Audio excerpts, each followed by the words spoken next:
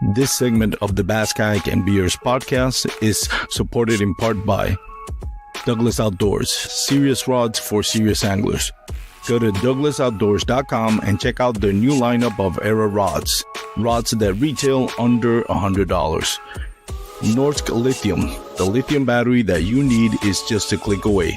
Go to norsklithium.com and check out some of the lightest lithium batteries in the market with the best warranty in the business.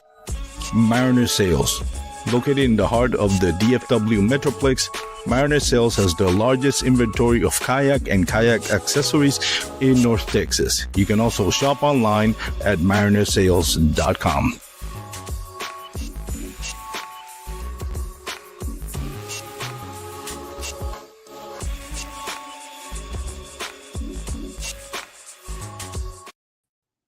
What is going on, everyone? Welcome once again to the Bass, Kayak, and Beers podcast. This is your boy Armando. I'm having a little bit of a trouble here with my computer, so I hope you all can hear me and see me well while I get this sorted out. But anyways, we are going to have a great episode for you today. We got the tournament director for the Bassmaster Kayak Series. Of course, you follow the Bassmaster Kayak Series, you know Steve Owens. He's been at the helm of the Bassmaster Kayak Series for, I think this is going to be year 3 or 4, and he's done an amazing job. As you can see, the tournament has grown each and every year since he's been at the helm. And we're going to be talking about the recap of the 2025 season, you know, how he feels about the numbers and the stats, the growth of the Bassmaster Kayak Series, and we're also going to break down the 2026 schedule for the Bassmaster Kayak Series. But before we dive into that, I wanted to share a little story. If you get anything out of this podcast, listen to this, because to me it's important. So this goes back to when I started kayak fishing on my Ascend 12T in Grapevine Lake. One day I was fishing a spot near the bank, and a boater came up and very politely asked me, "Hey, I don't want to ruin what you're doing, so do you mind if do you want me to pass you through the left or through the right?" And I was like taken back, because I was like, "Oh, that's really nice of him." I told him, like, "Yeah, no, anywhere you want, whatever's more comfortable for you. I'm not catching anything," and that stuck in my mind. So this weekend I was in Cattle Lake, and we're going up to Clifton Lake with a buddy of mine, and we're going to go up a slough to get to Clifton Lake. Is a narrow pass, and there was a boater right at the edge fishing. And I remember the kindness and the respect that I was given by this boater 5-6 years ago. So I asked the boater, in this case, is like, "Hey, I don't want to interrupt what you're doing. Do you want me to pass on your left or on your right? Not sure where you're casting, so I don't want to interrupt what you're doing." And he was very grateful for me asking me. Told me, "Man, usually nobody comes up and asks me something like that when they're going to cut through. So go wherever it's easier for you, and I really appreciate it." Well, that's a little bit later on. I'm going through that area again, and I got a mess with my rods. A few rods got their lines tangled, and I accidentally bumped one of the rods, and it comes off the rod holder and falls into the water and sinks before I can get it. Now, I don't know if this was one of the boaters that was, around the area when I was asking permission to go, not asking permission, but showing kindness and respect, and asking the other boater, "Hey, where can I go through without interrupting what you're doing?" I don't know if he was there or not, but as he saw the whole thing with my rod sinking, so he was coming up, and he stopped and he says, "Hey, man, how deep is in there?" It's like, 9 feet. But, I probably lost it. So he's like, "Hey, you know what? I got a 15-foot feet pole that is a lure retriever. Let me see if I can find it." Keep in mind, this is Cattle Lake. It's on the river. Water's moving, and it's all muddy. I'm like, "Man, I hate to waste your time. You're out there fishing. Sun is going to be going down pretty soon. We only got like an hour left to fishing." But he's like, "No, let me try it." So for like 30 minutes, he kept trying to see if he can locate it. And at one point I told him, like, "Listen, I really appreciate it, but I hate that you're missing the last hour of fishing." But he's like, no, let me keep trying. I think I can find it. like looking for a needle in a haystack. Well, lo and behold, he found the rod. Um, and he got it up with his little retriever, and I was able to save my rod and reel combo, which the reel was brand new, and it was a Shimano reel. It's one of my favorite setups. So the lesson for me on that is like, man, when you're out on the water, I know sometimes, you go to social media and you see always the trending stuff. The algorithm is always pushing the drama, the controversies, the whole negative stuff that happens. That's what the algorithm does. And for somebody that doesn't do much kayak fishing, if you look at that, and you can apply this to any group, you would think that every time you go out there, you're going to have a horrible experience between you and other kayak anglers and other boaters. The reality is, and for those of you that consistently go out kayak fishing, 99.9% of the interactions we have on the water are positive, and we make connections with other people and are great. So with that being said, man, when you're on the water, I guess the lesson is, don't wait for somebody to show kindness and respect to you. Take the initiative. Whenever you're fishing area or want to fish an area where somebody else is fishing or stuff like that, make it a point to say hi, smile, how you doing, how's it going, do you mind if I do this, do you mind if I go there, do you mind if I cast here?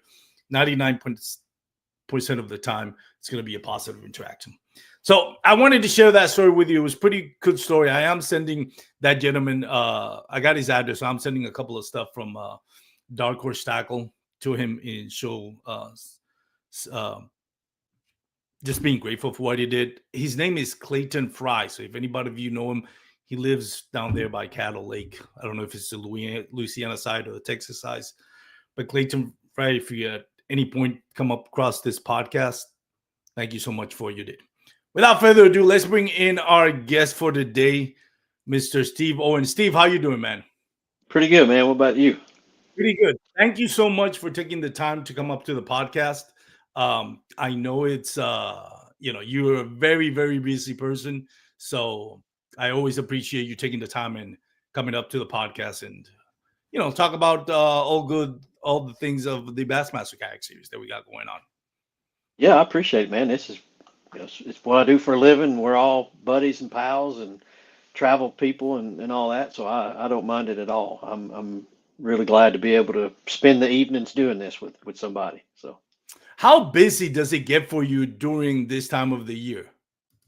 it I get like to be honest with you, when we start fishing, it kind of is easier because we're just moving and going.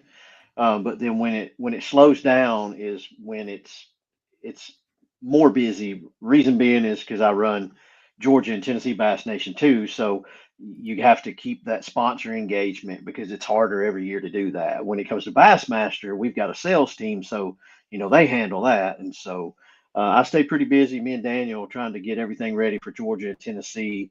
Um, the Bassmaster part during the year, the schedule gets made. It takes a very long time, as y'all all know. That's why we have to wait on them. But it takes a really long time to get these all lined out. And we explain that process a little bit too, because it'll answer a few questions you had a minute ago on like how do we pick and this, that, and the other. But to answer your question, I get to move around a lot, so no pity for me. I mean, I'm living a dream for me. I'll ride it as long as we got wheels on it. But I get to hop in the truck and go do whatever I want, and then I pull over, work a little bit, pull over, handle what I got to do. But a lot of busy work. It's not super labor intensive. It's just like 50 little things that you got to keep track of, and the biggest part and the most time consuming part, and it's okay. I don't mind doing it. It's my job. Um, is just answering questions for people because not everybody knows where to go and look for certain things, and that's a tournament director job, because not everybody has been doing it for 15 years. There's a lot of new people here that literally, hey, what's the best color board to buy, those kinds of things. And I really enjoy that because it keeps me grounded on how we all got here. Yeah. So this year you had, 2025. I was trying to look at the archives for the previous years to see what's been the growth of the Bassmaster Kayak series. Unfortunately, I couldn't find Turning X Dwayne Wally, if you're listening, 20X man, we need to streamline this. Like if there's no tournaments, I just found out that if there is no current Bassmaster Kayak Series tournaments, then I can't look on 20X the past. It's Dwayne Wally, I love you. You are in my Mount Rushmore of people that have pushed this sport to growth with the invention of 20X. But please, got to be Yeah, a better way you can to do it. look It's up just whenever, history archives. Yeah. yeah, whenever you do it, you have to click archived events, and it'll pull the whole list up. You just gotta. Even Uh, to just find the Bassmaster Kayak Series, it's a yeah, little bit of a mess. yeah, But it's listen, muscle memory, but I've got those numbers if you need them. I got 2024 and 2025 right here in front of so me. basically, well, I'm not gonna ask you to go through it, but let's 2025 season. You started off in Lake Havasu, close to California, Yep. 111 anglers. That to me, it's a drop off from the kickoff of 2024, where I think it was Santee Cooper or no, it wasn't Santee Cooper. It was in South Carolina, and it was Lake something Murray, like Lake Mary. It was 250 56. or 56. So it was a huge drop off. So on face value, you're like, oh my god, it dropped off. But when you consider this is Lake Havasu, it's right at the border in California and Arizona. Did I get that right? Yeah. Yeah. Geography, I failed. Sorry. But, anyways, it's a very big number considering how historically in California, national trails are not, I don't know, the attendance has never been like nowhere near triple digits when we're talking about national trails. State trails, Yeah. local trails, different thing in California. But national trails, 111. Did you felt happy with having at least getting to triple digits on a tournament in and around the California West Coast area? Yeah, I really was, and Bassmaster was too, because they don't go out there very much either on the boat world, and so we knew because the Havasu event being out west, that was our sixth event because we've had five every year, and I was given a sixth event with the understanding that it was going to be out west, and we didn't care what the attendance was. We just needed to get back out there because those anglers deserve it. We've got a lot of people that want tournaments in their area, but you can't have 15 events. Otherwise, you're going to have a bunch of 80, 90, 100 angler events. And with the expense of running a tournament, you can't do that. And so, yeah, we were super happy. We also, sadly, the California was just getting beat to death with those fires and the Yeah. winds. So, Oh yeah, I just in forgot about that. communication, I think there were about 2 dozen people that weren't able to make it just from California alone. And then we had about a dozen back out before they registered just from there was some sickness had hit a couple of areas, and then a few other work things got in the way. So would have, should have, could have, it could have easily been 150. But we were super happy with 111. Yeah, because the way, and even this year with us going back out west, I try to explain to people, you know, kind of don't really put that event on your radar if you live, like, say, over here in Tennessee, because Yeah. this event is out there for them too. Now we want everybody to fish it, obviously, but it's for them. So like, you can't get mad because there's a California one on there and you live in Tennessee, because they deserve one every now and again too. So yeah, but yeah, we were super happy with it with Havasu, man, and it fished a little tough. Of course, it was January. That's the only date that we could get, because Havasu, like a lot of places, just get these monstrous boats, and you don't want any part of that. So and then after that, it picked up to what happened in Lake Murray on 2024. Kissimmee 223. I'm sure you were ecstatic about that. Dale Hollow 232. 10 Killer drops down to 137, which usually towards the end of the season, or after the halfway mark, a lot of people start dropping off. Summer comes in, people are going on vacation with the kids. A lot of people, some anglers realize they're not in the running for AOY and they kind of drop Yeah, off. But you still got 137, and then Champlain 158. My math is, if I did it right, 861 total anglers, an average of 172 attendance per, when you divide it by 5 tournaments. How does that compare to 2024? 2024 with, we only had 5 tournaments, but we averaged 211 that year. We had like 256 at Murray, like you said, and then Susky had 222, Gunnersville had 211. We had 172 at Possum Kingdom and then like 194 on Caddo Bistino to close the season out. And what we find, like a lot of people know, you know, the more tournaments you have, literally your attendance drops.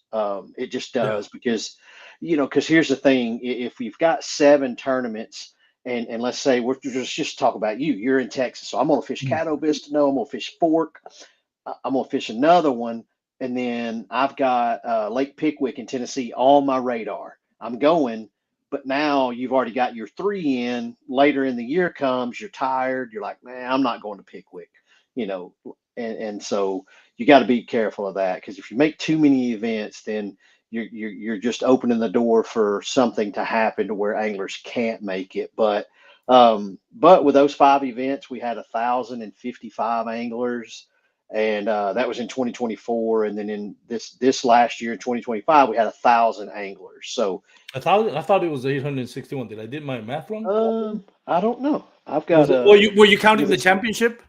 no. I just did. I could have done the math wrong. Wouldn't Yeah, be. yeah. It was 1,000 there. So oh wait a minute. Somehow I added. No, that's right. Yeah, I got 1,000. So yeah, but All it's right. all good. But either way, you're So, probably right. I'm pretty good at being wrong. So hey, same here. So, it's. Do you think there maybe it was a little bit drop off? Do you think it's obviously when you look at the 2024 schedule, you had like the premier lakes, right? You had what was it? Lake Mary. You had Caddo. You had well, I don't know if that you had Caddo. You had the Susky. So you had some major lakes that everybody, like people from out of that state, will say, "Hey, I'll take that opportunity to, as an excuse to fish a Premier Lake." Like, for example, you put a tournament on Caddo here, everybody wants to come to Caddo, even if they're out of state, whether it's the Louisiana side or the Texas side. Same thing with Lake Fork. I talk to guys that are out of town, out of state fishing Lake Fork tournaments. They're like, I want to come to the legendary Lake Fork. So last year you got Gunter's. I mean, 2024 you got last year you got Guntersville as well. Do you think that plays into a little bit about the various in attendance? some of it, but another part was I think we all talked about it like at the beginning. Just due to the difficulty of getting contracts signed, that schedule was spread out a lot, like spread out a pretty good amount, because like you had to drive no matter where you lived all the way to Florida, and then you had to drive, then all the way to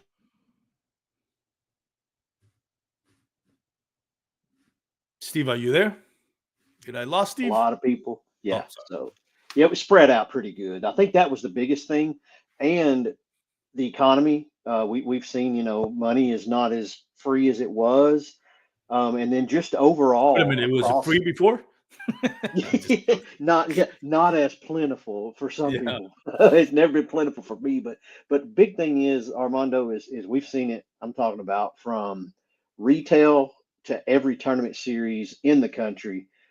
Attendance is hurting, Yeah. everywhere, everywhere. People are starting to stay home a little more, and in the kayaking especially, it's easy to choose to not go do something. Like you Mhm. said, well, like here's my logic. I don't care what ever came to my area. If one of the big ones was coming here, if that's the only one I could fish for the year, I wanted to go fish and compete Mhm. and see my friends. And so, and it's just, that's getting increasingly harder because, you know, in a respectful way, everyone's competing against each other. Like Mhm. your tournament on that weekend is competing with a grassroots tournament and everything. And then to your point earlier, when you had that nice interaction with that gentleman on the water, we had a conversation on a North Georgia fishing thread the other day.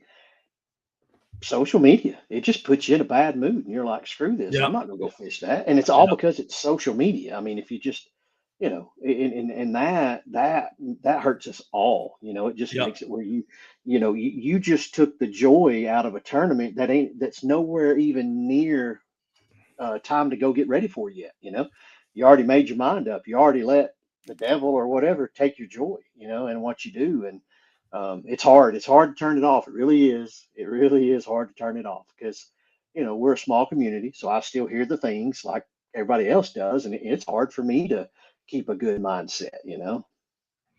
Yeah. It's unfortunately that's how social media works, Yeah, but it is what it is. We have to just kind of that's it. Yep. like that's why we see so many content creators too. Also, just like, hey, I'm done with the this whole social media thing. I'm just gonna go back to fishing. But Yeah. how do you, aside from that, what do you have any ideas on, how to compensate in order to try to incentivize more anglers to get involved in tournaments? Is there anything that can be done to kind of like make sure the trend gets going upward and not downward? A lot of it is marketing, making sure, especially like at Bassmaster, we've got a large presence, um, good, bad, and indifferent with a lot of stuff that goes on in some things, but just making sure that the anglers are visible because at the end of the day, man, it's still exciting to see your friend on the Bassmaster website or on their social media. And that's something, we got a meeting coming up pretty soon, just, an actionable meeting to put some things into action. And that's what we're going to talk about, it is how to make sure that we're getting the anglers out there. But the biggest part is what you had just mentioned about people on social media. We need the anglers to give us stuff. Like Drew Gregory got us with GoPro, and we gave away a GoPro at every event where people sent me content to a Dropbox. And all 6 events combined, I might have gotten 40 pictures or videos, and it's a free GoPro. So I mean, I know we're fishing, but your phone is the best thing in the world, for fishing. We need our anglers to, put some stuff out there, even if it's during practice, especially practice. Bassmaster, anything I send them, they'll put in the loop. So that's another thing that'll help incentivize, because to my point, that you get to take what you're giving me, and we get to put it out there for the world to see, literally. I mean, I just posted a graphic on the Facebook page earlier, and um, you know just the amount of views that people get off of a website. I was trying to pull that up real quick. I mean, but we forget, there's people scrolling and clicking well after an event. Yeah. And so, I mean, that's millions of people. Christian Fisher just posted out on social media talking Yeah, about that. yeah, One of the things that I appreciate about the Kayak Adventure Series, even though I haven't fished it, but talking to anglers that I have fished, and again, Kayak Adventure Series doesn't get the attendance that the Bassmaster Kayak Series does, and nobody expected it that it would be, at least not this early. They're in their second year. But one thing that Drew Gregory, and you kind of hinted at that, is Drew Gregory makes the event very family friendly, very family oriented, and very fun. Um, do you see, is there any of the ideas that Drew Gregory has done, whether it's like small town hall meetings and music, live events, is there anything like that that can kind of make it a little bit more fun? And I'm not putting this on you, by the way, because yeah, this has been before you even became a tournament director. This was, back when the Hobie started. The captain meetings was, yeah, it wasn't something that was like, yay, I'm excited to go to the captain's meetings. Like, oh, I gotta go to the captain's meeting, yeah. Even because with free prizes, yeah, yeah, and credit to AJ McCorder, like they gave out a bunch of prizes at the captain's meeting, but even then, it became more like a business meeting than the actual fun fishing. Is there anything like that that can be implemented? And by the way, you do make it just your presence and I can attest to this because I've been there. Your presence at the captain's meetings make it more enjoyable because you hug and say hi to everyone like they're your best friends and that you haven't Yeah. seen them for a while. That's what I love about you and your personality. When you go there, you always it's always puts a smile on your face to see Steve Owens out there greeting everybody and showing love to everybody. So other than your presence, which is again very appreciative, what else can maybe Bassmaster do to kind of like make it a little bit more fun to attend this types of event? Because it also, I'm assuming, it helps you when you can take a picture and show it to the Chamber of Commerce. Oh, look how many people we got here. You know, this is Yeah. the same people that are buying tackle at your local retailers, small businesses, and buying food at the restaurants, and using your hotels. So, is there anything that can be done in that area? You probably could, but the one thing there, it would make we'd have to have another staffer, on a payroll to do that kind of thing because, and again, and I've fished the Kayak Adventure Series, been to two of them, and it's freaking blast. Yeah.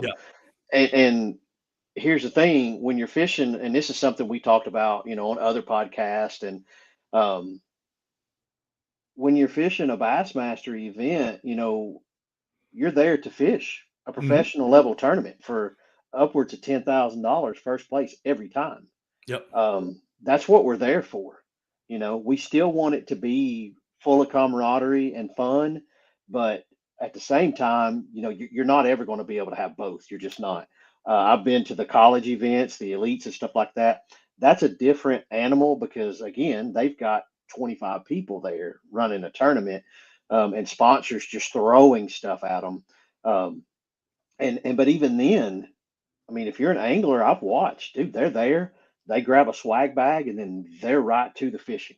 They're Hmm. right to the fishing, and so for us, you know, to your point, we had that with the BOS. We'd always have, everybody have a keg outside or some 12 packs or something, and we did it in the KBF days around here, and but when you're getting up there to the 150 to 200 people, it just A little I bit more don't complicated. Yep. it is complicated, but at the same time, I don't think the anglers really, truly, I'll be honest, want that because you already see when you come in Friday for our registration, and that's the reason I don't hold everybody over is because you're Yeah. slammed, you're tired, you're exhausted.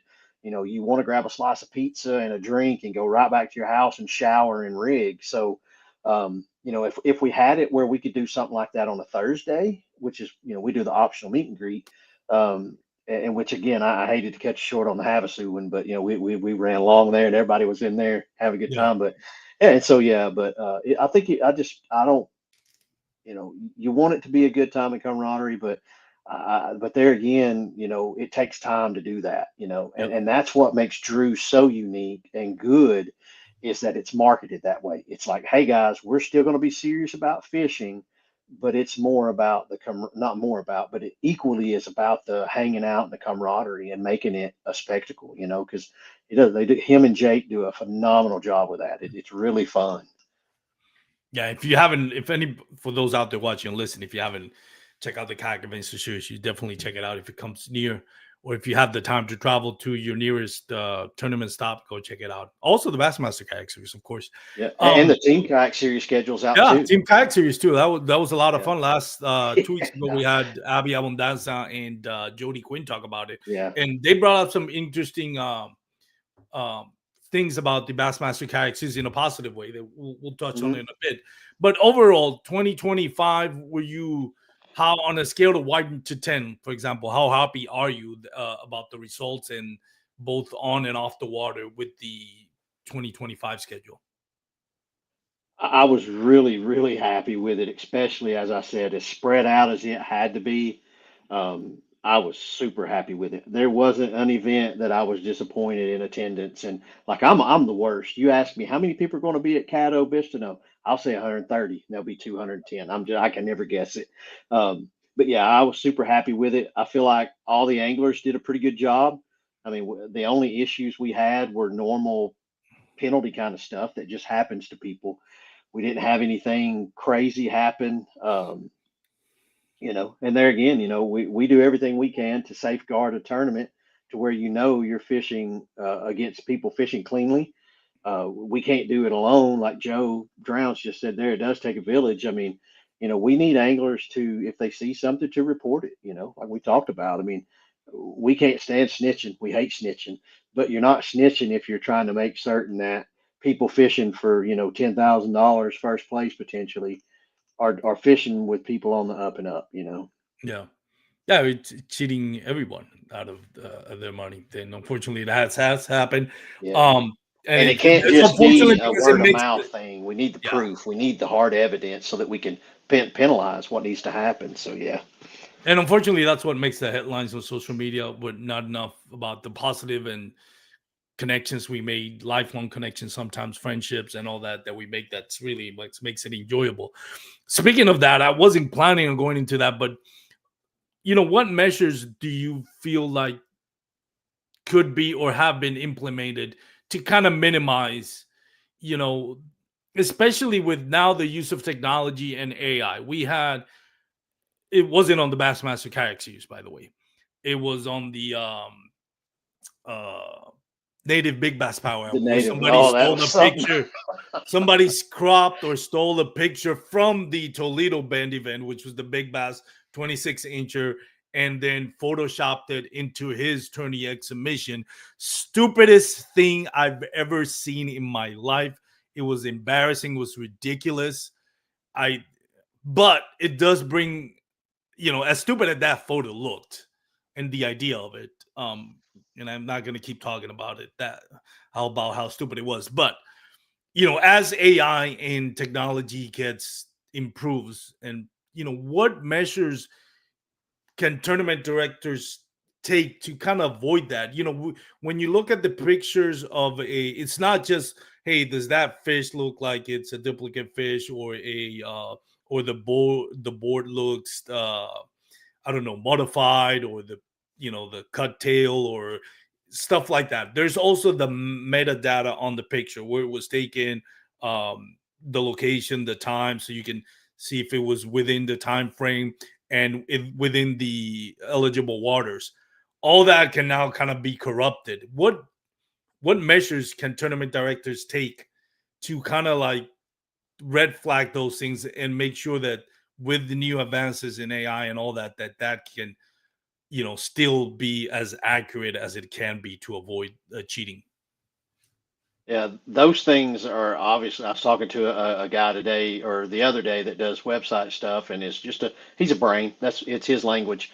He explained a few things, but I really don't have an answer for that. I just, other than I do know when you're judging fish, you need to make sure you're on something with a high def screen, and when you do, turn the brightness all the way up, because like on that fish in particular, I have a red light filter that I put on my phone, to just help with things, and I had that red light filter on, and I was like, okay, whatever, that's a huge fish, and then I'd gotten another message from the guys that there's that whole group that was investigating, and I turned that filter off, and I immediately was like, "Oh crap! There you go. You can see it just like that."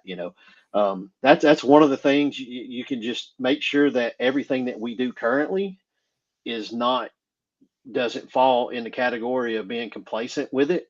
Um, and then the other, I know Dwayne, he can make it mandatory where you take the picture from the app. That's it's muscle memory. It's still easy to do. I'm just not used to doing it, but it's easy to do. That's the only thing that I know. Just again, I don't know that language though, so it'd be Is hard there for me to. any Is there any way tournament directors can look at the metadata and see, hey, this is the time the picture got taken, falls within the time frame of the eligible times, and the location, and falls within the area where they're allowed to fish? Like, for example, Yeah, last year, the last event of the Hobie BOS Tournament of Champions, where it came up where it's like, well, this fish was, there was alleged duplicate fish, but they could look and see where the fish was caught. One was caught over here, one was caught over there, and they're like, well, it's kind of farther away, that possibly not the same fish. That was, I guess, that went into the decision to determine if it was a duplicate fish or not. Do you tournament directors, not just you, but in general, do they have those tools where they can see all that? yeah, you do. I know Tourney X and Chaos have it. I can't speak for the other ones because I don't use those, but yeah, you do have it, and so like if you especially the timestamp, that throws a red flag immediately. And the other is the GPS data. That's where your judge has to you know pay. Shut up, Ethan. I'm just, oh, he's right to an extent, but I don't want to have to start dealing with that. I just don't. That's credit to credit what credit is due, man. That was one of the things that Chad Hoover wanted to implement Yeah, on hey, OBF a few years ago. yeah, So it, hey, it gotta give makes him sense. credit. But the only thing about that is if you do it to a management app, you're talking about a level of storage, that I don't know Yeah, that that would be possible. But if you required every angler to have it in their camera roll, you could do that. That way, if you had to ask them, but the only problem there is I would hate for you to forget to do it and then be innocent, and now you just got disqualified because you didn't have a video because of some other jackass cheating 2 years ago. So I'm not going to treat everybody like they're guilty just because of a yeah, few. So we do a good. I don't think so far, and there's some things that are getting worked on period across the country every year. I think so far the it's tightening up across the board. And I know particular areas themselves always have some sort of scandal associated to them. yeah. And then that's again, as I mentioned, we have to have the anglers bring evidence, not just accusation, and it'll get handled. The Yeah. best that I can. So yeah. So, for those that are listening to the MP3 format once it's uploaded, we were talking about a question that Ethan Jett had on the comments. Says, would having to take a video of picking the fish off the board and release be a way to prevent that way of cheating? And that's what we're just talking about. I would say, like, I understand from the tournament director side and all the data that you have to upload into a website doing while he's probably not would not be thrilled with that idea because that's a lot more data consumption on his app. But I would recommend any angler on any tournament. I do it myself. Release that fish and take a video. Well, you have to release the fish, of course, but take a video of the release because you never know when that's going to save you. Because they might be accusations. And even if you caught the same fish twice and you didn't notice, by you having a video release and say, hey, listen, maybe it's the same fish and maybe that fish needs to be disqualified, but here's my evidence that I wasn't trying to cheat. It just so happens that I caught the same fish twice, which has happened to a bunch of anglers. I've had it happen to myself, not on tournaments, but fishing, where I was like, oh, I thought, this looks like the same fish, and I caught it around the same area. So, kind of like help me help you kind of thing. Anglers out there, if you're fishing a tournament, take your picture. If you muscle memory, like try to remember to take a video of you releasing that fish, because you never know how that may save your reputation. Because now with everything that going on, unfortunately, people are like looking for the next drama and trying to nitpick everything that happens, and then names get dragged through the mud, which may not be justifiable or may not be, uh, unjustifiably dragged through the mud when the angler had no intention of cheating one way or the other. I also would recommend, like Ethan Jett just commented, this is one of the perks of filming for the YouTube channel. If you're not filming, carry a GoPro. I carry a GoPro most of the time, and that also records everything that happens. So it kind of, if there's any questions that brought up in the tournament and the tournament director has to ask you about it because of allegations, then you can just say, here's the video. Prove that everything was on the up and up, like you mentioned. But let's go over to the 2026 schedule, because this year you're gonna have one more tournament, right? There's gonna be 6 stops. Is that correct? Yeah, we'll have 6 like 2025 did. All right. 2025 had 6, so I have 5. Maybe that's why I got it wrong. 1, 2, 3, 4, 5. I only saw 5 on the website. My bad. Yeah. That's why you have that's the difference between the numbers you got and I got. Oh yeah.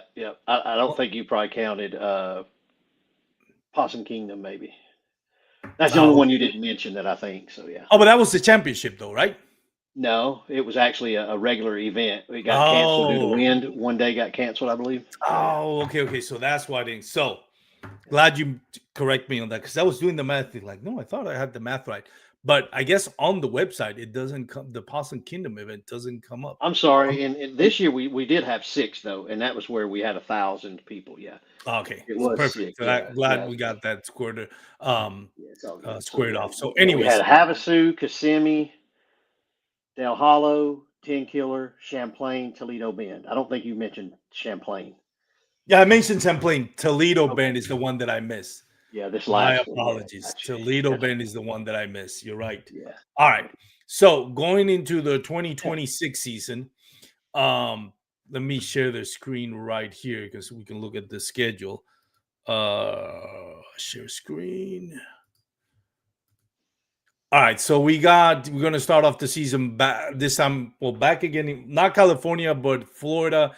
Kissimmee Chain was the second biggest attendance last year.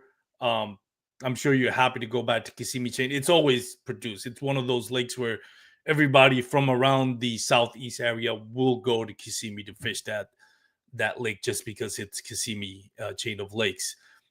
How does that decision come up to say one day you started in Lake Mary, South Carolina, next year you went to Havasu, and this year you go to Kissimmee?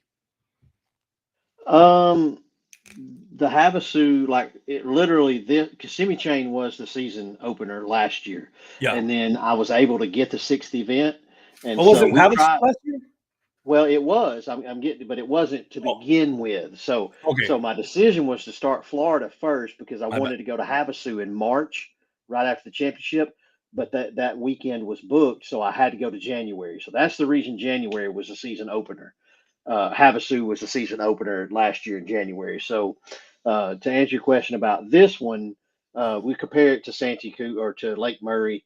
Um, Time of year and fishing, you live in Texas, February can be great. The weather can be good. But you don't want to start out in, South Carolina in February, probably, we did, and we got lucky with the temperature, but it was super bad windy. And so it just the quality of the lake, that's really it. And then scheduling has a lot to do with it. Like, Caddo Vistano couldn't fit us in February, so they slid to April. And so that's and so picking the lake, you asked, it was because everybody had such a good time there. you know I'm going to dial back some of the lakes. We had like 13 or 15 lakes last year. Mm. And the chamber, they were supportive, but it's a Kissimmee chain, so they want to make sure that we're just, we're fishing in their geographic area. So that list will be Makes out. sense. Everything's going to be out by January. Everything will be out by January. So if you got a question, it'll be there by January. Uh, so yeah. And then kind of you mentioned February uh in Texas. I actually my take granted I've only lived in Texas for 12 years now. No, actually 13 14 years now. Um my opinion on February in Texas is like it's a wild card. It's the Yeah. weather-wise is the craziest month. Like if there's going to be a sleet and snow and ice in Texas is going to be February. So I've every time, and you're not the only one that has brought a tournament to Texas in February. AJ would do it with the Hobie Yeah. BOS, and I've never been a fan of it just because it could be good, but if it's bad, it's gonna be really bad because of the ice and sleet, which generally, if it happens, it's gonna be in February in Texas. So I never like tournaments in February in Texas just because it's not like other places. Now, granted, April you can have thunderstorms, tornadoes. With the spring coming along, and then summer is usually thunderstorms. So every season brings new challenges, but just February, it's just I think February in Florida is always the best idea, or around that southeast area, because the weather there is a little bit more constant. Although, the thing with the Florida bass is when you get a cold front and the bite completely shuts down and it makes it a lot harder to fish. But again, that it's you can never have like a perfect scenario. unless everything lines up. So you can't predict that. But Caddo and Bistano April, I like that. Um, it's going to be interesting. I think with depending on what the weather is in February in Texas, we're either going to be in the middle of a spawn season, or spawn season could have been mostly done if we have a warmer April. Then you got Santee Cooper, Clear Lake, and then as summer rolls along, you move further up north, which is the smart thing to do. Of course, you don't want to have a tournament in July or August in Texas or anywhere in the South. But Susquehanna, going back to the Susquehanna, you didn't go to Susquehanna last year. I figured we were talking about that earlier this year when the schedule dropped for 2025. And my thought is like they'll go back to Susquehanna. There's no way they're going to be 2 years in a row without going to Susquehanna. How excited about you are about Susquehanna? Because that's another prime location where people will drive from anywhere across the country to fish that body of water. I'm excited about it. Number one, the area up there is just great. Um, my nephew Devontae actually stationed up there with he works for the railroad, and so I'll get to see him and his fiance, and my wife comes up, and then after that we'll do like a 2 week vacation. We'll drive up to Maine and work our way back down the coast. But for me, that area is just amazing. It is amazing. The fishing speaks for itself. Last time we went, you saw we had 200 plus anglers, and the tournament average, including the skunks, was 16 fish per person. Wow. It was just, so I was talking to a gentleman today about wolf and fox, and he's throwing down a good money bet that it's 18 inches per fish to win. And Susquehanna, I think, was 19-inch a fish to win this past go around. Um, Ewing Minor won. So the community up there's pretty good. They all love that we're up there. Um, It's interesting. You mentioned Wolf and Fox Rivers. I remember the last time there was a national trail there, it was the Hobie BOS, and it yeah, had like barely like 50, something like 50, 55 anglers. Maybe I got that wrong, but it was nowhere near triple digits. So I was kind of surprised to see the Wolf and Fox Rivers, especially being kind of so close to August. Where traditionally that's where the numbers start falling off. Doesn't matter where you hold the tournament, it's just not going to be the same as it's not going to match what you're going to have in Clear Lake probably, or well, maybe Clear Lake, California, but Santee Cooper, Caddo are probably going to be your Santee Cooper, Caddo, and Susquehanna. I'm assuming it's going to be your top three tournaments as far as attendance. But is there any worry about, or what's your expectation in attendance of the Wolf and Fox Rivers, being that it hasn't been kind the attendance in previous national trails? on that one, I feel like now, I mean, for all intents and purposes, we don't have a lot of national trail series is all of us work together to deconflict best we can on things, and it's your last chance to qualify. Mhm. I wasn't able to put an event in the Midwest, which it sucks bad, but by the time I got traction on the lakes in the Midwest, everything was done. And once again, let's just take out Clear Lake and let's just say that was a standalone. If I were to put another event in, and we've got Wisconsin, Pennsylvania, South Carolina, Louisiana, Florida, and let's say Missouri, then our attendance is just gonna, and it's not always about the number of attendances. It's about the number of people that fish throughout the year. But when it costs X amount of dollars to operate a tournament, then if you add one, then you're just, we can't do it. We won't be able to sustain as a series. And so, but for me up there, I'm banking on again, and I mentioned this on another tournament. I'm betting on the anglers. Like the California tournament. Like you said, there's a past history out there, but I also know that there's some scheduling things. You got to reach out to people ahead of time and say, "Hey guys, I want to come out there. What can we do to work together?" And not that no, other people don't, but that's for me is something that I'm very conscious of because I don't want to. feel like I'm stepping on somebody's toes because y'all fish there every single year together. I'm a visitor coming in, and I want to make sure that I can work with y'all the best that I can in your area. And so, having said that, we did that in Wisconsin this go around. We did it in California. And Hobie had 89 in it, by the way, but still, to your point, Yeah, I thought it yeah, was they had 89, but that was, that was a larger year. That was when they had their most events again. And so by then, like you said, it's August. It's August, and a lot of people are tired. They're just done. They're getting ready for the deer woods, and kids are back in school now. So as soon as kids get back to school, ball starts up again. So we just got to put on what we can. The only thing I had to do was on Clear Lake, I had to move it to butt up right against Santee Cooper, sadly, because the only other permit I could get was Father's Day. And so I was like, you know what? I'm just going to be exhausted. I'll come home on Monday from Santee Cooper and I'll leave Tuesday for California. So we'll do that. But so yeah, I'm looking at 130, 150 on Wolf and Fox.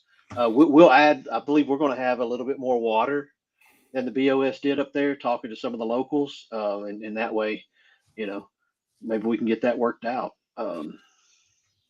looking at the schedule. I think we know Kissimmee going to bring in the crowd, Scato's going to bring in the crowd, Santee Cooper is going to bring in the crowd, and also they're the first three tournaments, so they more people are going to be joining in. Like we talked about already, once summer rolls along, you see a drop off. But Susquehanna is also going to bring in the crowd. But I think what it's going to be for me from the growth standpoint, what I want to look at is what's going to be the numbers in Clear Lake and what's going to be the number if in Wolf and Fox Yeah, Rivers. If those two kind of supersede expectation, and again, we don't expect neither Clear Lake nor Wolf to come close to the other three. That's all the other four on the list, just because they're not premier lakes, and historically, those areas have not done as well as the other ones that we just mentioned. So we're not expecting them to match the numbers, but if you can get up north of triple digits on both of those lakes, I think that's a huge win and a huge statement on the growth of the Bassmaster Kayak Series.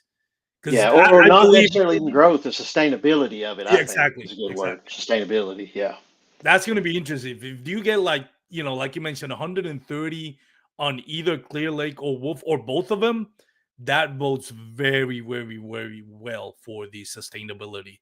Um, Scott Milk says Clear Lake is in a Premier Lake. It definitely is, Scott. We're just talking the in general history. how in California the history has shown us that the anglers there don't really go for the national trails for whatever reason. My my thinking is because they're so far away from everything else, they're not going to compete for AOI, so they don't see the need to Yeah, spend a little bit more on a national trail, which is a one-off. But it's not a statement. What I'm saying, Scott, is not a statement on the body of water. It's more on historically how yeah, has the local anglers supported national trails, which historically, like we mentioned, it hasn't been great. yeah. Last year was the first time we saw triple digits on a national trail, and it wasn't even California, but we'll call it close enough to Yeah. California, Lake Havasu. Well, and to those guys out there's credit. There were some bad actors out there, for a little while, Yeah, and it created division and dissension, and it was unhealthy. And I think a lot of that's gone. A lot of that's gone. By and large, across the country, we've got a pretty good thing going. There's a couple places where some of the people are kind of burning it down on each other, but there's also some things that need to be cleaned up on everybody's end. That's tournament directors, anglers, the whole 9 yards. But the one thing that I'll say that kind of does concern me this year, and it's a good lead in to one of the questions here. We've got two championships next year. We've got the one with the Classic in March, and then we're going to have one the second week of October. Going forward, we'll have a championship in October from now on, and not March. So that's another event. Both of them are, $400 events. They're both ones where if you're in it, you want to try to make as much practice as you can. That's part of the reason I shrunk practice from 7 days to five in a championship, is because I wanted as many people to come and practice the same amount of time as they can, instead of me and you being able to go for 7 days, and somebody else that's got a different job or different circumstances in their life, they could only come for 3 days. Well, now that's a 4 day discrepancy. But if I could cut that down to 2 day discrepancy, then I feel a little better about that. So that's the one thing that does concern me about attendance this year is so the Bass Nation clubs are growing pretty much everywhere. And when that happens, if you've got an event that you're on the fence about, you may choose to stay home and fish Arizona Bass Nation instead of driving to Clear Lake. Well, that hurts us overall, but it strengthens your local club, and so that might hurt attendance a little bit because if you're thinking, all right, I've got to go all in so I can make this October tournament. Um, you know, I need to fish my nation trail, which is the same thing really because you'd be qualifying for it in March the next year anyway, but it still hits your pocketbook twice. Yeah. So yeah, Yeah, that, no, that's and one I'm thing that does kind of concern me, but that's it. I'll be full transparency. I fall on that category where I'm like, well, dream of every tournament angler, kayak tournament angler that fishes the Bassmasters is, qualify for the championship and had a shot, puncher's chance of carrying that big blue trophy, which we all grew watching, when we were kids watching TV, at least my generation. And I'm Yeah, sure yeah, yeah. generations after me have, grown up watching the Bassmaster kayak series, the Bassmaster elites, grab that blue trophy, walk that red carpet in the top 10. And that's where I think why the lure of the Bassmaster kayak series is stronger. And that's why right now it's the only national trail. I'm sorry, the Yeah, only national trail, because everybody wants a shot at that blue trophy. Everybody wants a shot to be at that big stage, even if it's yep, in the top 10. And for my part, I was like, well, the entry fees for the national a little bit higher. I can either go through the nationals and travel a lot at Airbnb, or I can stick with the Texas Bass Nation, which it's closer to home, less gas. mm, Some of them I don't even have to stay out of. I don't even have. I can just drive from home.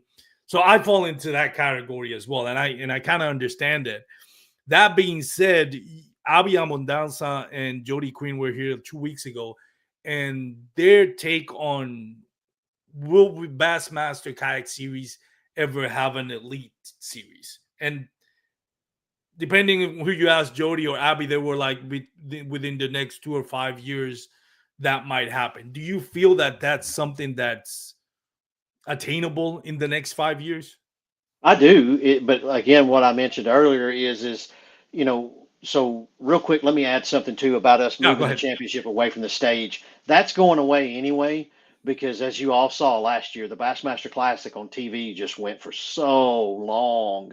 Um, that's being shrunk down big time. So like this year at the Classic, the college, the high school, the EQs and all that other stuff. None of them get stage time. We do this year, but this is it. So after this, the time is getting shrunk down so much that they're the only people that are going to be on stage are the elites. So we were going to lose that anyway. And Bass said they were like, guys, we kind of feel bad for the kayaks because you're the only series that don't have a standalone championship. And I mentioned to them, I said, well, it's because we get the stage, and that's huge. And they said, you're exactly right. But let's start working on some ideas here. So that's when we incorporated. We should be able to easily get the elite stage. So I'm working on Table Rock right now. I'm trying to get it for the championship in October, and I've already talked to those people there. They're very interested. So what'll happen is we have the elite stage there now. We'll be able to stream it online. We'll be able to have the awards. We can call people up every day. So just picture this: we're fishing Tuesday, Wednesday, Thursday, or Wednesday, Thursday, Friday. We'll fish 2 days. Let's say Wednesday, Thursday, and then cut the field in half on Friday. But back to day one, I'll turn the standings off an hour before lines out, and then whoever wants to show up, we'll bring you up, throw your fish up on the big screen, let you have a talk on the elite stage, just like the boats do every day. So we have our own semi weigh in every day. And I think when that happens, it helps us grow because now we're online. There's more pictures of people getting to stand up there and be hyped. So you're not only on that classic stage, but now you're on a stage getting advertised because Bass, you all understand the elites. That's what the classic is for.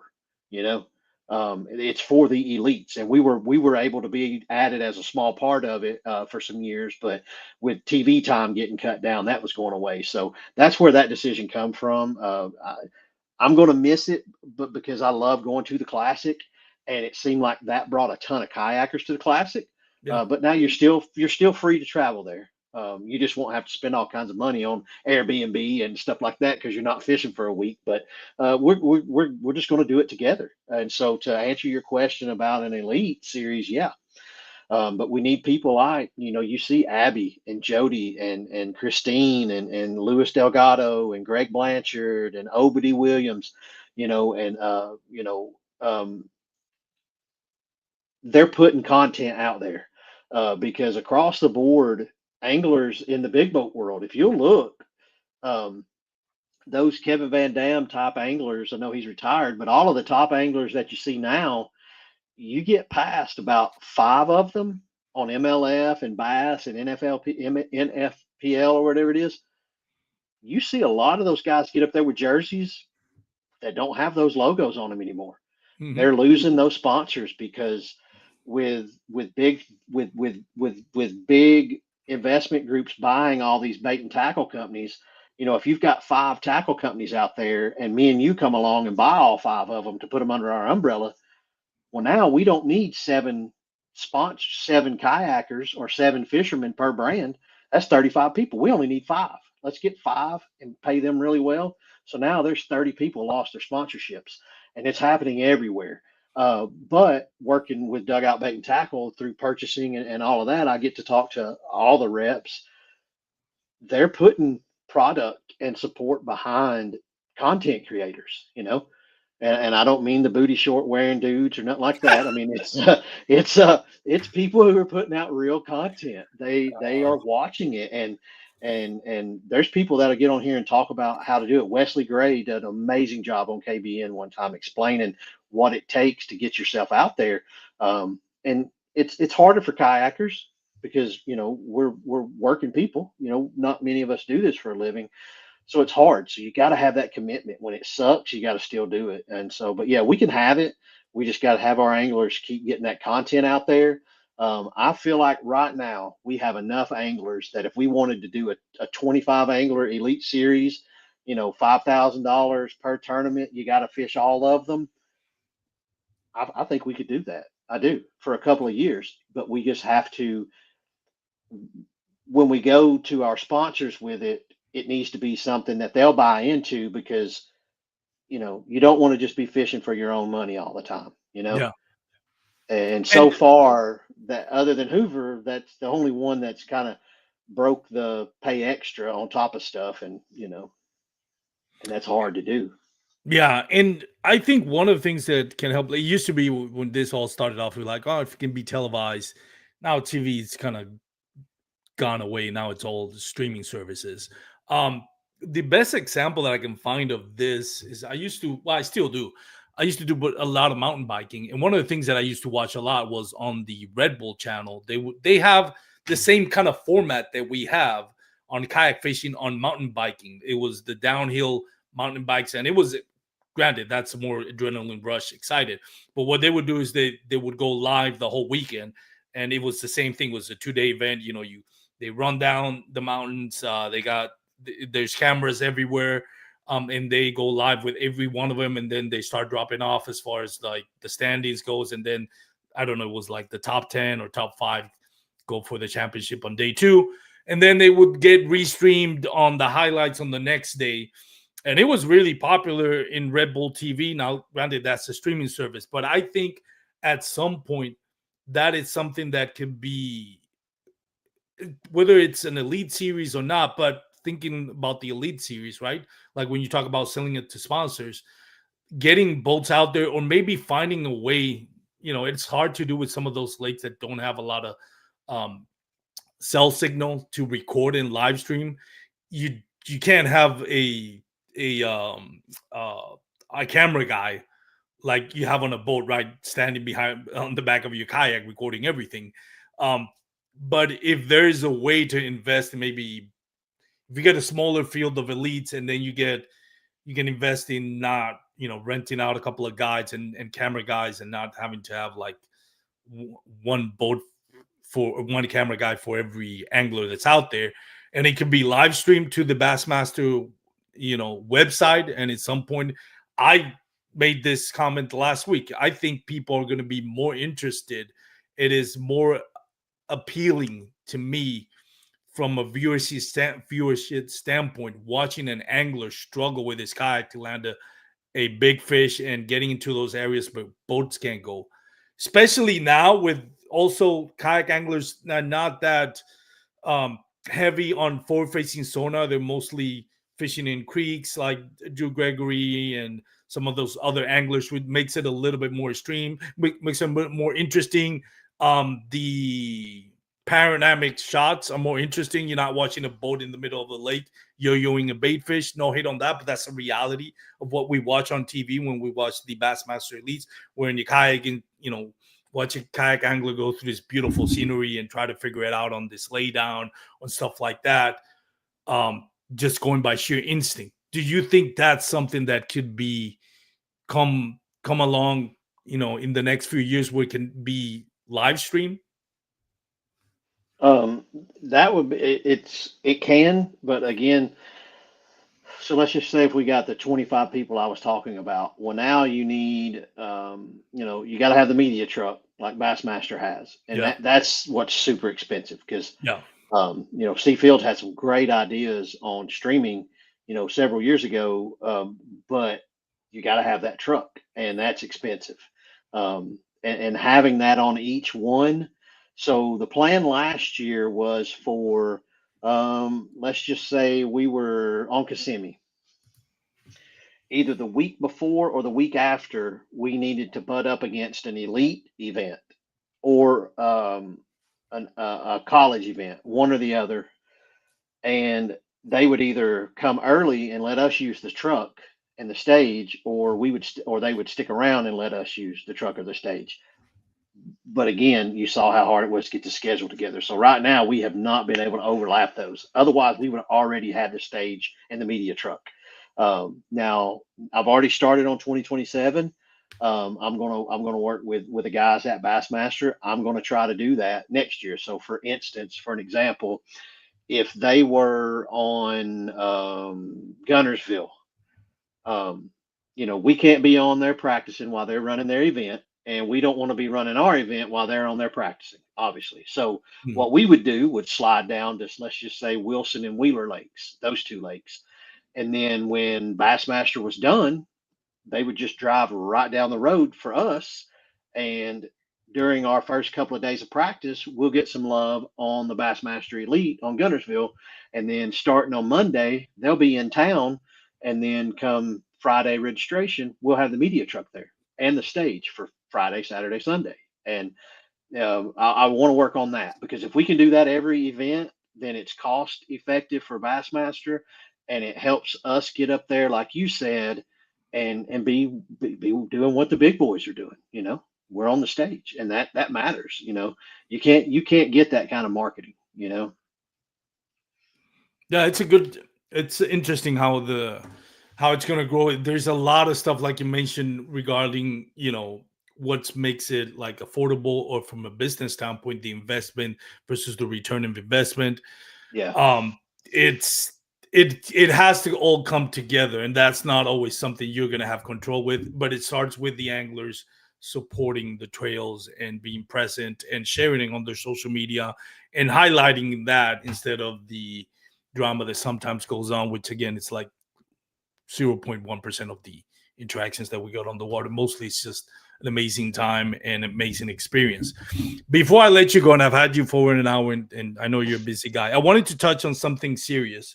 And I apologize because we didn't get to talk about this in the pre-recording. We had some trouble with the camera, so I wanted to ask you, and I don't know all the details, but first of all, respect to the family members that are still mourning the loss of a family member that, in this case, Toledo Bend, where somebody unfortunately passed away during the practice. We don't know the details, but for the sake of this conversation, it appears like maybe the angler wasn't practicing. I get conflicting reports. I don't know if he was pre-fishing for the in Toledo Bend for the college series or for the Bassmaster kayak series, the national trail. You can correct me on which one it was, but essentially, it looks like, looking from social media, that it wasn't big on wearing PFDs, which, by the way, by law, you're not required on most state to wear PFD. If you're on your kayak, you just have to have it with you. I would say wear it all the time. I always say it on my podcast and on my social media. That being said, you're not required by law, so you're a grown person. You make your own decisions, right? And live or die with those decisions. But for the sake of this conversation, looks like that person passed. The person obviously passed away, drowned, and apparently wasn't wearing the PFDs. Is there something that the Bassmaster Kayak Series can do to try to protect the anglers, and unfortunately from themselves in cases like this? Um, I don't know. Does the in the practice rules, do you have to wear a PFD if you're on official practice time for pre-fishing a tournament? And if not, would that something that should be or would be implemented in the coming seasons? It is absolutely in the rules and always has been. Okay. It was the case, I'm pretty certain, in our Hobie BOS series. Peyton Hughes was his name, and he fished our local stuff here in Tennessee as well. And as you mentioned, all of his social media, he wasn't big on it. He knew in the rules that you were have to wear your PFD while you're practicing. Same with two motors. You can't have two motors while you practice, just like you can't have two motors in the event. Um, and I'll just clear the air because there, like you said, there's conflicting stories out there. One of the most silly ones I heard recently was that his kayak drifted off and he tried to swim out to it. And that's not what happened. So he was practicing with another angler, and that angler came back. There was actually four anglers in the area. They all saw one another. Other people saw Peyton fishing, um, and his partner, he fishes for Campbellsville University. And the thing about the college series is you have to fish the main open event as well. So it's not an extra entry fee. I just put the college event out there so that I can separate those anglers and they can fish against each other head to head. But I'm not going to put people on the water that aren't paying $275 like y'all are. So I'm Mm. not going to do that. They're not going to take y'all's fish if they're not fishing the main tournament. So he was practicing for both, if you will. And his partner got back to the ramp and he wasn't there. So, okay, he's practicing, tries to call him, can't get him, goes straight to voicemail. So he waits about an hour and he's yelling, this, that, and the other. He gets hold of the college coach. He immediately gets there and they start, screaming, yelling, doing what they can. So they call the authorities pretty quickly. And I actually got there the same exact time the authorities got there. And we found his kayak. It was about 200 yards from the ramp. And where he was at is with standing timber everywhere.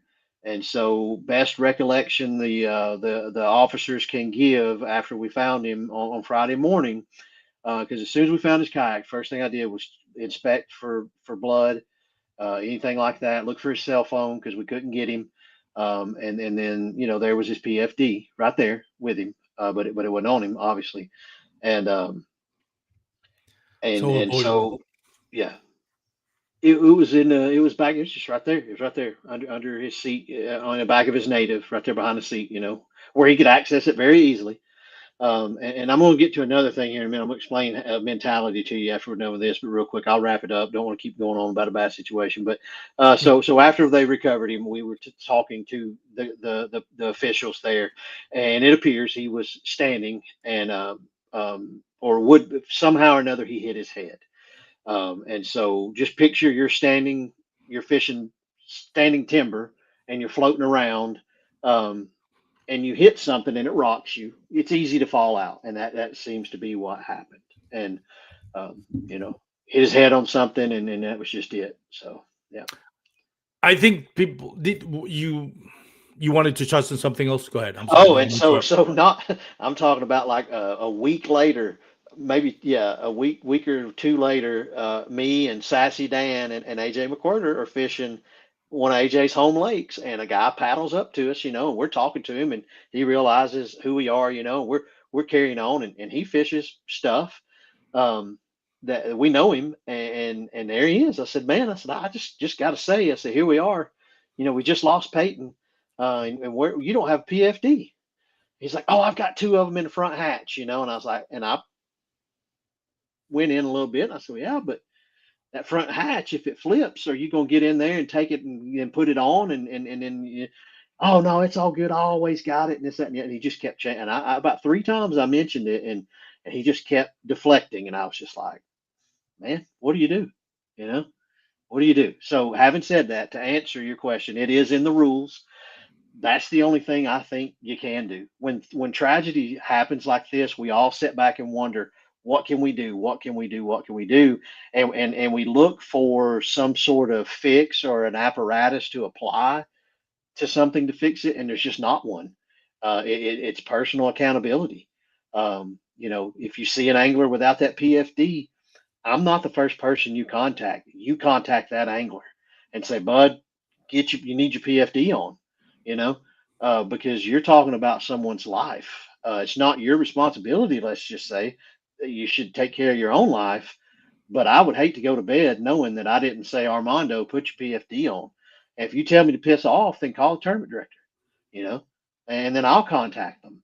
And we'll work that out then. But you got to let us do our jobs. That's the same with suspicion of rules infractions across the board. You got to let us know. I get a ton of pictures, and it's kind of the reason I've quit setting launch times until we're actually on the water practicing, because I get so many pictures of somebody taking off with no lights and nobody knows who they are. I can't do anything with that, and so I get a bunch of attitude from somebody wanting somebody disqualified for no lights, and you can't even tell me who they are. So Yeah. um, and so that's why I've started, making it to where it's closer and closer to daylight before you guys launch. Because some people just can't do right. It's a sad situation. Again, Ethan Yeah, mentioned it. Prayers to Peyton's family who is suffering for this, yeah, and we want to, we don't want to disparage him as a person. I don't know him. By all accounts, what I've heard, it's a great guy, but it's just he was unfortunate that phenomenal happened. dude, man, a bright dude, but you know, It is. I've learned. I've for those that watch my podcast, listen to my podcast. I apologize. I've said this story 100 times, but yeah, I'll mention it again to you and maybe others that are joining the podcast since the last time I told this story. But I come from Puerto Rico where I used to surf. You know, 8-foot waves and stuff like that, and I was never intimidated by. And you don't wear a PFD when you're out surfing. You have your board leash to you. Well, that helps. But one of the things that I've gave me confidence of tackling the wave and not worrying about getting drowned is saltwater. You kind of float, especially if you have yeah, like a wetsuit and all that, a 3 millimeter. You're gonna float to the top. It's just the nature of saltwater. It's just you float. Freshwater, I've learned, and I was one, and I'll fully admit to this. When I got my Ascent 12T, I typically would not wear my PFDs. I would just put it underneath my seat. I had the same ignorant reasoning that some anglers have, that, like you just mentioned that story, because I feel like, man, I've tackled 8-foot waves. What am I worried about? But I was fishing. A buddy of mine in Ranger, Texas has a big pond, and I fell off the kayak, but it was kind of cold. This one wasn't cold, but I had my boots on. And I'm not joking, Steve, I came this close to drowning because I mm, started like, oh, I just felt, let me just paddle. And the clothes that you're wearing weighs you down. So that's one thing. When you're out surfing, you usually have a bathing suit and maybe a 3 millimeter that gives you buoyancy. But when you're out, especially if the weather is cold, you got boots, you got bibs, God forbid you got waders, which I used to do as well. Stop doing that, of course.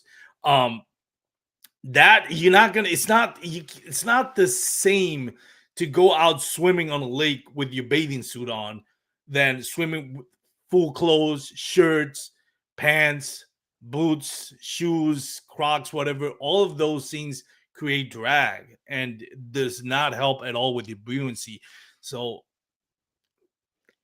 I get it that it's not the law. Maybe it should be, but by all means, please wear your PFD with you. Fun Yeah. fishing or stuff like that. But I'm glad I wasn't sure if the rules required. I could have just easily checked the rules, but I'm lazy. But I always wear my PFD, so I never Hey, bother. that's what I'm here with the for. That's rules. what 80% of my time is. I'll do it for I you. know. I know. We sometimes I was like, man, should I was like, if I text Steve right now and ask him this question, he's gonna say, well, Armando, if you go to the rules on this section, you'll find your answer. Which Well, hey, I what truly I don't. actually I have a old file, and I'm gonna break it back out. I have links copy and pasted, and then that way I can just copy it and send it to somebody when they ask a question. Yeah, You like the Google of Bassmaster Kayak Series rules. that's great. Yeah, I appreciate you letting me come on, man. I really Oh, do. no, I appreciate it. I know I've taken a lot of times. Before No, you it's go, all good. anybody, any last words you want to share about the Bassmaster Kayak Series or the community in general? Man, I just appreciate everybody continuing to support us, and like I said, it's easy to get into the negative stuff and just reach out and talk to each other, But just appreciate all of y'all. I get to live the dream, and we'll continue to grow it. And as always, I'm here to take your input, and we'll make happen. Whatever the general consensus is. If it looks healthy, that's what we'll do. Well, Steve, best of luck to you in the 2026 season. We're looking forward again to the numbers either stay consistent or going keep trending upward.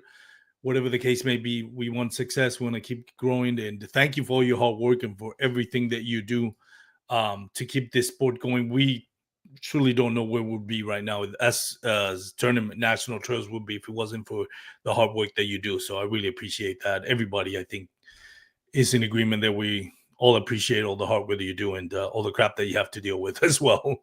Heck yeah. All right, man. I appreciate it, dude. We'll catch up in a little bit, and I'll see you next time we get on. All right. Take care, Steve. And thank you so much for joining us. All right. Y'all have a good night. See y'all. Thanks. Bye bye. All right, folks. So thank you so much for joining the podcast. Let Steve go a few seconds earlier. He's on the East Coast and already had him for a couple of hours. But yeah, thank you so much for joining us. We're going to be wrapping up pretty soon. December is coming along. We'll probably have a giveaway in the next week or so, maybe a couple of weeks from now, with great goodies coming out. So again, I appreciate you all for supporting the podcast. The podcast has grown and the live show has grown a lot. This year it took a leap forward, and I'm very happy for that. I feel like I'm doing a service to the community. If you are watching and listening, that means you're enjoying it, and that makes me happy. I don't get paid to do this. None of my sponsors actually pay me. They just give me stuff that I can try out and helps with the cost of this sport. But it's really for you guys to enjoy it and for me to enjoy the having this fun conversations with you all. Shout out to Shane Lamar. And Shane, I'm sure you're happy about Clear Lake. As soon as I saw it, I was like, oh boy, I know at least one person is going to be happy about that. So anyways, if you're going to be on the water, please wear your PFDs. Remember, you can follow us, Bass Kayak and Beers, Facebook, YouTube, Instagram. And I'm also going to be doing some reviews. I got some new batteries for Norsk Lithium for my my fish finder and my trolling motor. So I'm going to be reviewing that. They got some cool stuff. Go check them out. Norsk Lithium. Their new batteries for 2026 season are legit awesome. I've already tried the trolling motor battery, and I'm going to be trying the what is it? The for the fish finder battery, the 12-volt battery pretty soon the next week. Next week, we're not going to have a live show. I'm on my anniversary trip. I'm going to Big Bend. And I'm also I was going to go to Carlsbad Cabin, New Mexico, but I guess that's closed because of the government shutdown because it's a national park. So is Big Bend, but there's trails you can still walk through them. So if you have tips on Big Bend, where to go, where to eat, what trails to walk on, shoot me a message on my social media, Facebook, YouTube, Bass Kayak and Beers. Let me know. I'm interested to get ideas. And I'm also going to Sonora Caverns, which is a state park in Texas. So if you've been there, you got suggestions on where to go, where to eat in Sonora, and what to check out in the caverns, again, put them on the send me a DM on social media and let me know. So no live show next week, but 2 weeks from now we'll be back. So thank you again, everyone. Hope you all have a great weekend, and see you in about 2 weeks. Peace out.